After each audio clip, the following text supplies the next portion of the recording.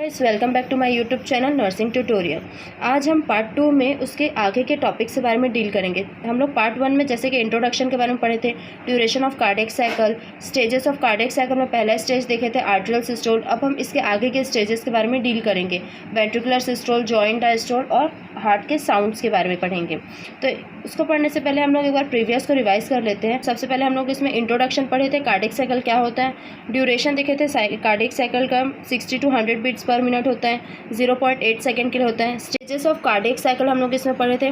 Cardiac cycle का 3 stage होता है, आर्ट्रियल सिस्टोल, वेंट्रिकुलर सिस्टोल और joint diastole. Atrial systole 0.1 second का होता है, वेंट्रिकुलर सिस्टोल 0.3 सेकेंड का होता है, जॉइंट डायस्टोल 0.4 सेकेंड का होता है। आर्ट्रियल सिस्टोल में कॉन्ट्रैक्शन होता है आर्ट्रियल का, वेंट्रिकुलर सिस्टोल में कॉन्ट्रैक्शन होता है वेंट्रिकल का, जॉइंट डायस्टोल में दोनों आर्ट्रियल और वेंट्रिकल के दोनों का रिलैक्सेशन होता है। ये देखे थे। इसमें हम लोग देखे थे कि कौन सा वेल्व क्लोज रहता है, कौन सा वेल्व ओपन होता है, वो सबसे इंपॉर्टेंट पॉइंट है, ये देखे थे। तो अब इसके आगे हम इसको पूरा डिटेल में स्टडी करेंगे। Second stage of cardiac cycle का वेंट्रिकुलर सिस्टोल। वेंट्रिकुलर सिस्टोल का मतलब है वेंट्रिकल में कॉन्ट्रैक्शन होना। ये जो होता है 0.3 सेकेंड के लिए होता है। Right ventricle transport the deoxygenated blood into the lungs. Right ventricles जो होते हैं वो ट्रांसपोर्ट करता है डीऑक्सीजनेटेड ब्लड को लंग्स में। अब यहाँ पे हार्ट है, ये वेव्स हैं। अब जो राइट वेंट्रिकल होता है, यहाँ साइड का जो राइट वेंट्रिकल होता है वो ब्लड को कहाँ ट्रांसपोर्ट करता है, लंग्स में भेजने का काम करता है। तो right ventricle transport deoxygenated blood को भेजता है लंग्स में।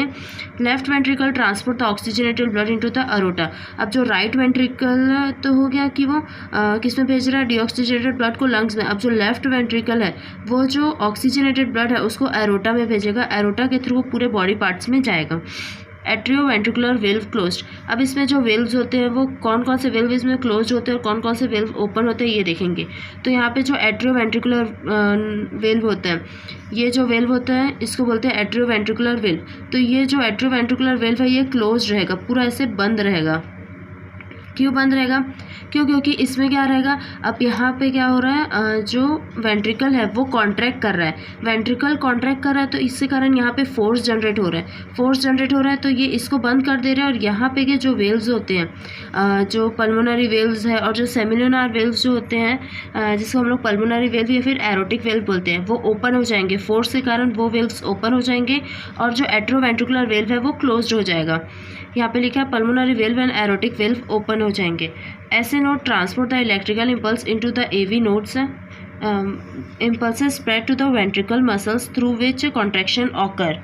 नोड क्या करेगा, वो ट्रांसफ़र करेगा इलेक्ट्रिकल इम्पल्सेस को। अब हम लोग देखे थे हार्ट के यहाँ पे क्या होता है, ऐसे नोड होता है। ऐसे नोड जो होता है इलेक्ट्रिकल इम्पल्स ट्रांसफ़र करता है पहले आर्ट्रियम में, जिसके कारण आर्ट्रियम कॉन्ट्रैक्ट होता है। उसके बाद ये ऐसे नोड जो होगा वो इलेक्ट्रिकल इम्पल्स ट्रांसफ़र करेगा कहाँ पे, वेंट्रिकल्स में ट्रांसपोर्ट करता है। किसके थ्रू, एवी नोड्स के थ्रू वो ट्रांसपोर्ट करता है। तो ऐसे नोड क्या होगा, एवी नोड्स के थ्रू क्या करेगा, ऐसे नोड जो होगा वो एवी नोड्स में अपने इम्पल्सेस को ट्रांसफ़र करेगा। ये जो एवी नोड्स है ये वेंट्रिकल का कॉन्ट्रैक्शन करेंगे, ये करेंगे वेंट्रिकल का कॉन्ट्रैक्शन। वेंट्रिकल्स में जो मसल्स होते हैं उनका वो कॉन्ट्रैक्शन करेंगे, जिसके कारण जो ब्लड है वो वेंट्रिकल से कॉन्ट्रैक्ट होगा। कॉन्ट्रैक्ट होगा मतलब एकदम हाईली पुश्ड होगा, जिसके कारण जो वेंट्रिकल से ब्लड है वो कहाँ चले जाएगा, लंग्स में जाएगा और पूरे बॉडी पार्ट्स में चले जाएंगे। Because of the high pressure pulmonary valves and aortic valves are open. अब हाई प्रेशर लग रहा है, इसके कारण क्या होगा, यहाँ पे के जो पल्मोनरी वेल्व्स है और जो एरोटिक वेल्व है वो ओपन हो जाएंगे। अब हम लोग देखते हैं कैसे वेंट्रिकल्स का कॉन्ट्रैक्शन होगा। तो जैसे ये जो है राइट वेंट्रिकल का है और ये जो है लेफ्ट वेंट्रिकल साइड का है।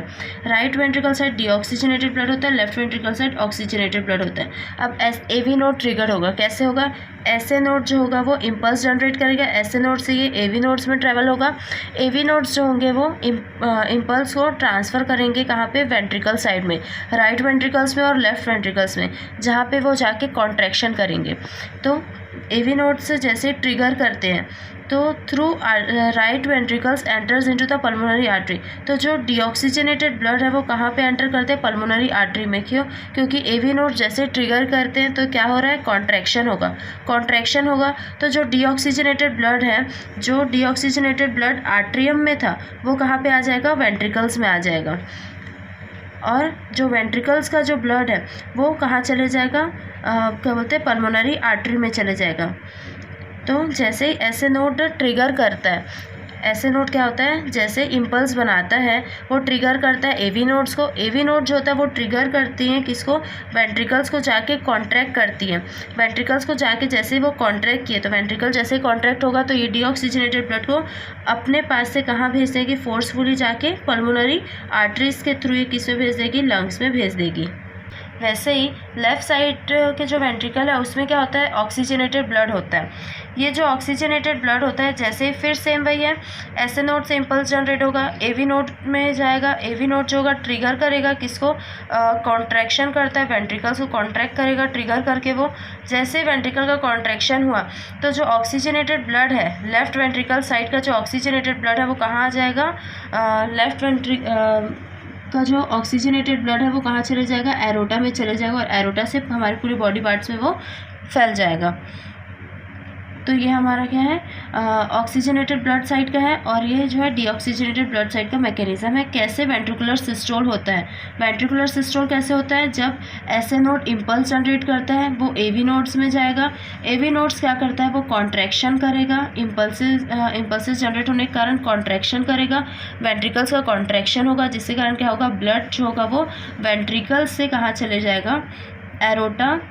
दो तरीके से जाएगा, एक एरोटा में चले जाएगा, दूसरा किस में चले जाएगा, पल्मोनरी आर्टरी में चले जाएगा। पल्मोनरी आर्टरी से ये लंग्स में जाएगा और एरोटा से ये पूरे बॉडी पार्ट्स में चले जाएगा। तो ये है वेंट्रिकुलर सिस्टोल। ये 0.3 सेकेंड के लिए होता है, 0.3 सेकेंड का होता है ये। इसमें क्या होगा, जो पल्मोनरी वेल्व है वो ओपन होंगे और जो एरोटिक वेल्व है वो भी ओपन होगा और एट्रोवेंट्रिकुलर वेल्व क्लोज होगा। अब ये देखते हैं हम लोग कैसे होगा। अब देखो पल्मोनरी वेल्व तो ओपन होगा, एरोटिक वेल्व भी कैसे ओपन होगा। हम लोग का जो ये हार्ट है, हार्ट में ये वाला और ये वाला जो लेयर है ये क्लोज्ड होगा। क्यों, क्योंकि हमारे पास अभी वेंट्रिकल का कॉन्ट्रैक्शन हो रहा है ना, तो वेंट्रिकल का कॉन्ट्रैक्शन होगा तो क्या होगा, यहाँ पे के वेल्व बंद हो जाते हैं और जो इसके पल्मोनरी वेल्व है यहाँ पे प्रेशर, जैसे कॉन्ट्रैक्शन हुआ तो वहाँ पे प्रेशर पड़ा, यहाँ से प्रेशर के थ्रू जो होगा ब्लड इधर जाएगा, ब्लड प्रेशर के थ्रू इधर जाएगा तो यहाँ का जो वेल्व है उसको वो धक्का मार के उसके जो वॉल है उसको वो खोल देगा, उसके दरवाज़ों को खोल देगा धक्का मार के, जिसके कारण जो होगा एरोटिक वेल्व और पल्मोनरी वेल्व दोनों खुल जाएंगे। और जो एट्रोवेंट्रिकुलर वेल्व है, क्यों, क्योंकि वहाँ पे कोई धक्का नहीं पड़ रहा है, इसी कारण वो क्लोज रहते हैं। तो हम लोग एक बार डायग्राम से समझते हैं। ये है फिर वेंट्रिकुलर सिस्टोल का डायग्राम है। देखो सब डायग्राम में डिफरेंस ये है, जो मैं आर्टरियल सिस्टोल बता रही थी वहाँ पे यहाँ पे प्रेशर बन रहा था, ये वाला जो मैंने प्रेशर लगाया वो ऊपर साइड में लग रहा था। आर्टरियल सिस्टोल में ऊपर लग रहा था, वेंट्रिकल सिस्टोल में मैं प्रेशर नीचे साइड लगा रही हूँ। मतलब ये बता रहा है कि कॉन्ट्रैक्शन किसका हो रहा है, वेंट्रिकल्स का कॉन्ट्रैक्शन हो रहा है और जो आर्टरियल है वो रिलैक्स्ड है। तो जो कॉन्ट्रैक्शन हो रहा है, जब वेंट्रिकल का कॉन्ट्रैक्शन होगा तो क्या होगा, यहाँ पे जो होगा पूरा ब्लड भरा रहेगा। तो यहाँ पे का जो ब्लड होगा, जैसे ही कॉन्ट्रैक्शन हुआ, दबाव पड़ा तो क्या होगा, यहाँ पे के जो वेल्व्स हैं, पल्मोनरी वेल्व्स हैं, वो ओपन हो जाएंगे और यहाँ से ब्लड कहाँ चले जाएगा, लंग्स में चले जाएगा। वैसे ही जो लेफ़्ट साइड का है, यहाँ पे जैसे ही कॉन्ट्रैक्शन हुआ तो ये जो वेल्व है प्रेशर के कारण खुल जाएंगे और यहाँ से जो ब्लड है वो कहाँ चले जाएगा, एरोटा के थ्रू पूरे बॉडी पार्ट्स में चले जाएगा। तो यहाँ पे पल्मोनरी वेल्व जो है वो ओपन होगा, एरोटिक वेल्व ओपन होगा और जो एट्रोवेंट्रिकुलर वेल्व है वो क्लोज दिखाई दे रहा है। तो ये है वेंट्रिकुलर सिस्टोल का डायग्राम। अब हम लोग लास्ट स्टेज देखते हैं कार्डियक साइकिल का, जो है जॉइंट डायस्टोल। जॉइंट डायस्टोल जो होता है वो 0.4 सेकेंड का होता है। जॉइंट डायस्टोल, जॉइंट का मतलब क्या होता है, आर्ट्रियम में भी होगा और वेंट्रिकल में भी होगा। डायस्टोल का मतलब क्या होता है, कॉन्ट्रैक्शन। तो आर्टरी और वेंट्रिकल दोनों का साथ में जब कॉन्ट्रैक्शन होते हैं उसको हम लोग जॉइंट डायस्टोल बोलते हैं। After contraction of ventricle there is a complete cardiac diastole of 0.4 second. After contraction of ventricle, ventricle के कॉन्ट्रैक्शन के बाद हम लोग देखें साइकिल। सबसे पहले क्या होता है, आर्टरियल सिस्टोल, फिर वेंट्रिकल सिस्टोल, फिर जॉइंट डायस्टोल होता है। तो वेंट्रिकुलर सिस्टोल होने के बाद, वेंट्रिकल का कॉन्ट्रैक्शन होने के बाद कंप्लीट डायस्टोल का कंडीशन आता है, उसको बोलते हैं joint diastole. After contraction of ventricle, ventricle के कॉन्ट्रैक्शन के बाद there is a complete cardiac diastole. Ventricle contraction के बाद जो होता है कंप्लीट कार्डियक का डायस्टोल हो जाता है, मतलब रिलैक्सेशन स्टेज जो आता है 0.4 सेकेंड का, उसको हम लोग क्या बोल रहे हैं, जॉइंट डायस्टोल बोल रहे हैं। Artery and ventricles are relaxed, इसमें जो आर्ट्रियम है और जो वेंट्रिकल्स है वो रिलैक्स्ड होंगे। During this time the myocardium is ready for the next heart beat. इस टाइम में क्या होगा, जो मायोकार्डियम का लेयर है, जो मायोकार्डियम क्या होता है, हार्ट के अंदर का जो लेयर होते हैं मायोकार्डियम लेयर, वो रेडी होंगे नेक्स्ट हार्ट बीट के लिए। क्यों? क्योंकि जॉइंट डायस्टोल है, उसके बाद क्या होता है, नेक्स्ट आर्ट्रियल सिस्टोल होगा। तो आर्ट्रियल सिस्टोल क्या है, एक न्यू हार्ट बीट फिर स्टार्ट होगा, वहाँ से एक नया साइकिल फिर स्टार्ट होगा। तो इस टाइम में क्या होता है, जो मायोकार्डियम अपने आप को रेडी करते रहता है कि एक न्यू हार्ट बीट फिर से स्टार्ट कर सके, एक न्यू साइकिल स्टार्ट कर सके करके। इसमें क्या होता है, एट्रियोवेंट्रिकुलर वेल्व जो होता है वो ओपन होता है, जैसे हम लोग इसमें देख रहे हैं एट्रियोवेंट्रिकुलर वेल्व जो है वो ओपन है। पल्मोनरी वेल्व जो है वो क्लोज रहता है, पल्मोनरी वेल्व क्लोज है। एरोटिक वेल्व जो है वो भी क्लोज होता है। क्यों? क्योंकि हम लोग देखें कि जैसे ही प्रेशर पड़ता है तब वो ओपन होता है बोल रहा है, लेकिन इसमें क्या हो रहा है, पल्मोनरी वेल्व में भी कोई प्रेशर नहीं पड़ रहा है, एरोटिक वेल्व में भी कोई भी प्रेशर नहीं पड़ेगा, इसलिए ये दोनों क्या रहेंगे, क्लोज रहेंगे। इसमें क्या होगा, जॉइंट डायस्टोल में जो आर्ट्रियोवेंट्रिकुलर वेल्व है वो ओपन होगा और जो वेंट्रिकल है वो रिलैक्स्ड रहेगा, आर्ट्रियम भी रिलैक्स्ड रहेगा। तो क्या होगा, जो ब्लड है वो यहाँ से ब्लड आते जाएगा और क्या बोलते हैं, स्मॉल अमाउंट में ब्लड जो होगा वो वेंट्रिकल्स तक के पहुँचेगा, नहीं तो आर्ट्रियम तक के ही रहता है, स्मॉल अमाउंट में वो वेंट्रिकल तक के पहुँचता है। और क्या बोलते हैं, वेंट्रिकल में आने के कारण एट्रियोवेंट्रिकुलर वेल्व जो होता है, स्मॉल अमाउंट में प्रेशर पड़ने के कारण वो थोड़ा सा खुला ही रहता है। तो ये होता है हमारा जॉइंट डायस्टोल, जिसमें क्या होता है, आर्ट्रियम भी रिलैक्स स्टेट में रहेगा, वेंट्रिकल्स भी रिलैक्स स्टेट में रहेगा। ये 0.4 सेकेंड का होता है। इसमें 4 से 5 पॉइंट सब में याद रखना कि कौन सा रिलैक्स्ड होता है और कौन सा जो होता है वो कॉन्ट्रैक्ट होता है, और कौन सा वाला जो वेल्व है वो ओपन है, कौन सा वेल्व क्लोज्ड है, कितने सेकंड का होता है, ये सब पॉइंट्स बहुत इंपॉर्टेंट है। तो ये है जॉइंट डायस्टोल। ये है कार्डियक साइकिल का स्टेजेस, 3 स्टेज जैसे हम लोग देखे थे, आर्ट्रियल सिस्टोल, वेंट्रिकुलर सिस्टोल और जॉइंट डायस्टोल। ये 3 स्टेज हम लोग देख रहे हैं किसमें, स्टेजेस ऑफ कार्डियक साइकिल में। शॉर्ट में सबसे पहले आर्ट्रियल सिस्टोल से स्टार्ट करते हैं। आर्ट्रियल सिस्टोल जो होता है वो 0.1 सेकेंड का होता है। इसमें जो होता है ब्लड यहाँ पे भरते जाता है, कहाँ पे, आर्ट्रियम में ब्लड भर गया रहता है, जिसके कारण यहाँ पे क्या होता है, अभी पहले आर्ट्रियम का कॉन्ट्रैक्ट, आर्ट्रियल सिस्टोल का मतलब ही है, सिस्टोल मतलब कॉन्ट्रैक्ट, तो आर्ट्रियम का में कॉन्ट्रैक्ट होगा। जैसे आर्ट्रियम में कॉन्ट्रैक्ट होगा तो यहाँ पे जो ब्लड है वो कहाँ जाएंगे, वेंट्रिकल्स में आते जाएंगे। अब ये क्या होता है, 0.1 सेकेंड के लिए होता है। तुरंत यहाँ पे कॉन्ट्रैक्शन हुआ, वेंट्रिकल में ब्लड भराते गया, और इसमें क्या होता है, आर्ट्रियम कॉन्ट्रैक्ट होता है और वेंट्रिकल रिलैक्स स्टेट में रहता है। सेकंड, इसमें हम लोग ये देखेंगे कौन कौन सा वेल्व ओपन रहता है और कौन कौन सा वेल्व क्लोज रहता है। तो सबसे पहले एरोटिक वेल्व देखते हैं। एरोटिक वेल्व जो होता है वो क्लोज्ड होता है। पल्मोनरी वेल्व भी क्लोज्ड होता है। एट्रियोवेंट्रिकुलर वेल्व जो होता है वो ओपन होता है।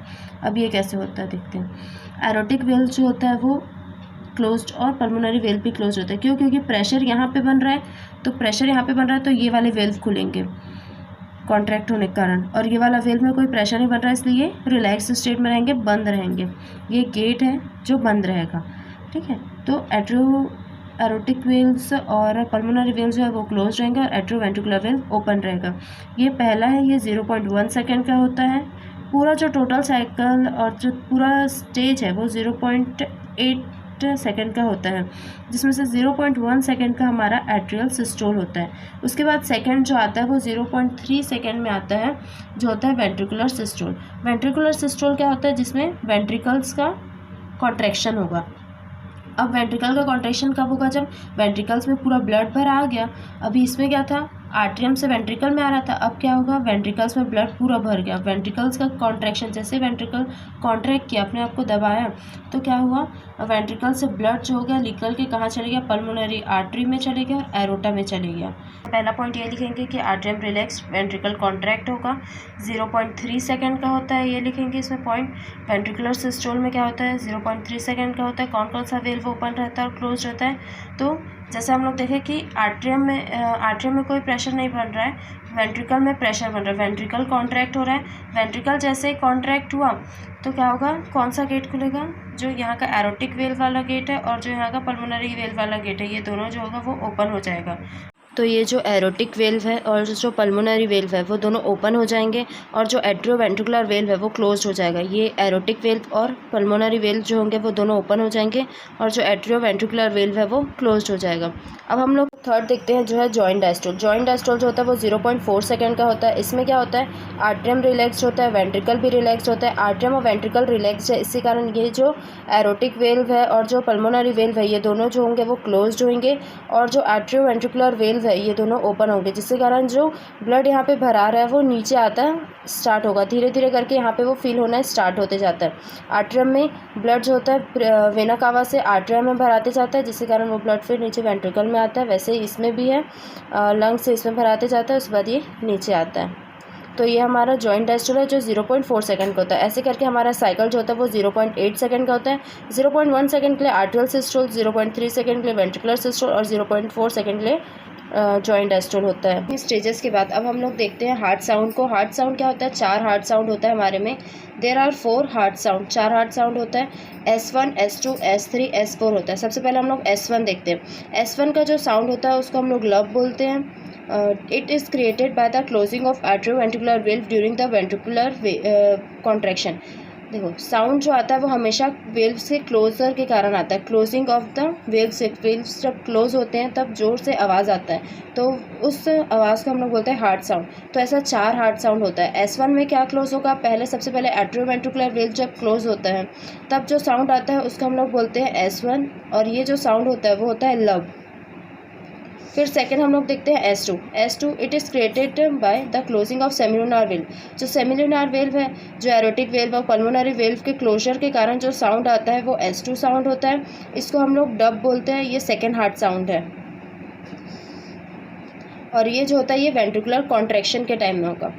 फिर दोनों केसेस में हम लोग क्या देखें, जो S1 और S2 को केसेस में क्या देखें, वेल्व्स जो हो रहे हैं वो क्लोज हो रहे हैं करके साउंड आ रहा है। अब S3 और S4 में क्या देखते हैं, the third and fourth heart sound are called gallop. ये जो थर्ड और फोर्थ हार्ट साउंड है उसको हम लोग गैलोप बोलते हैं। S3 जो होता है वो वेंट्रिकुलर गैलोप है, और S4 जो होता है वो आर्ट्रियल गैलोप है। फिर एक हम लोग एबनॉर्मल हार्ट साउंड देखते हैं जिसको मुरमुर बोलते हैं। तो ये हमारा हार्ट साउंड है। चारों हार्ट साउंड होते हैं, S1, S2, S3 and S4 sound होता है। ये लब है, ये डब है, और ये दोनों गैलोप है, जिसमें सबसे ज़्यादा इंपॉर्टेंट जो होता है वो S1 और S2 जो हमको सुनाई देता है। S3 और S4 हमको सुनाई नहीं देता है जनरली। आज के लिए बस इतना ही। आज हमने कार्डियक साइकिल को पूरा डिटेल में स्टडी किया है। पार्ट 2 में इसके कंटेंट में इसके introduction, duration of cardiac cycle, तीनों स्टेजेस को, हार्ट साउंड को। ये बहुत इंपॉर्टेंट टॉपिक है। ये 5 से 10 मार्क्स में हर एक साल के गैप में पूछा जाता है। या तो कंडक्शन सिस्टम पूछता है या तो कार्डियक साइकिल को पूछता ही है। 10 मार्क्स का बहुत इंपॉर्टेंट टॉपिक है, तो इसको आप अच्छे से पढ़ेंगे। अगर आपको मेरी वीडियो अच्छी लगी तो प्लीज़ लाइक, शेयर, सब्सक्राइब ज़रूर करें। Thank you for watching guys.